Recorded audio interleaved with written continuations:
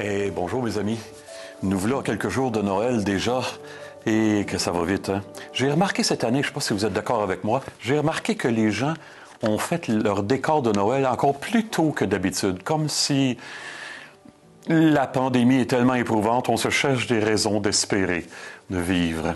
J'ai vu des décors de Noël faits au tout début de novembre dans les maisons, là. Et ça fait 2 mois de décor, ça. Bon, tant mieux, ça les aide à vivre. Bon, hey, on va se parler de Noël. Qu'est-ce qu'on peut transmettre aux autres à Noël? Hey, il n'y a pas longtemps, j'ai une amie qui m'a envoyé par le net une chanson. Elle me dit, il faut que tu écoutes ça absolument. C'est de Claude Thibault. Le titre de la chanson, Le monde a besoin d'amour. Vous pouvez aller voir ça sur YouTube, c'est très facile à trouver. Écoutez les mots. Le monde a besoin d'amour, c'est cruellement urgent. Le monde a besoin d'amour bien plus que d'argent. Le monde a besoin de tendresse pour sécher ses larmes. Le monde a besoin de tendresse pour faire taire ses drames. C'est beau, hein? Ça me rappelle la chanson de Mireille Mathieu quand j'étais jeune. « Pourquoi le monde est sans amour ?» Les plus âgés, vous vous en rappelez, bien sûr. L'Évangile qu'on va entendre à Noël. Ceux et celles qui auront la chance, peut-être que vous n'aurez pas la chance d'aller à l'église parce que ça risque d'être en confinement encore. Hein?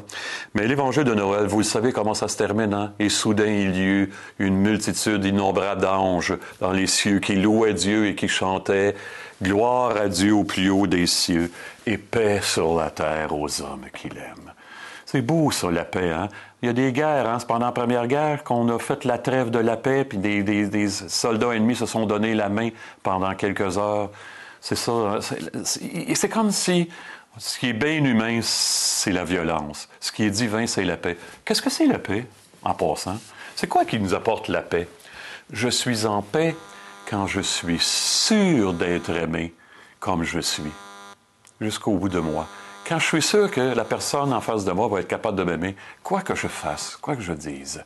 Wow! Et c'était ça que Jésus nous amenait. Hey, je vais vous donner deux faits. Je vais vous rapporter 2 faits. D'abord, une légende, puis ensuite, un témoignage personnel pour parler de ça, de la paix. Une légende italienne du Moyen Âge. Et ça se passe à l'époque des croisades. Vous savez ce que c'est les croisades? Il y a fut un temps au Moyen Âge où la Terre Sainte était occupée par des armées étrangères, qui n'étaient pas juives ni chrétiennes. Et là, on a mis sur pied, on a mobilisé des volontaires ici pour aller, dans l'Occident, pour aller libérer la Terre Sainte. Et c'est pas l'époque la plus glorieuse de l'Église. Il y a le pire et le meilleur, mais il y a eu pas mal de pire hein, dans les croisades.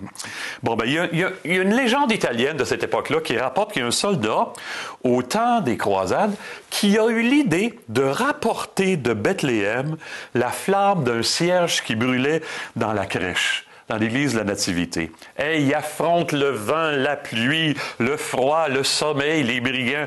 Il affronte tout ce qui se conjure pour éteindre le feu sacré. Après 1001 aventures, épuisé complètement, il arrive dans sa patrie épuisée le soir de Noël. Et toute son église, où il va aller célébrer Noël, est illuminée par le feu qui vient de la crèche. Un feu indestructible. Toute sa brutalité guerrière avait été consumée par la fragilité du feu qui tremblait entre ses mains. Bien là, je vous conte un fait personnel. On va revenir là-dessus. Moi, vous savez, j'aime beaucoup faire du silence. J'en ai besoin.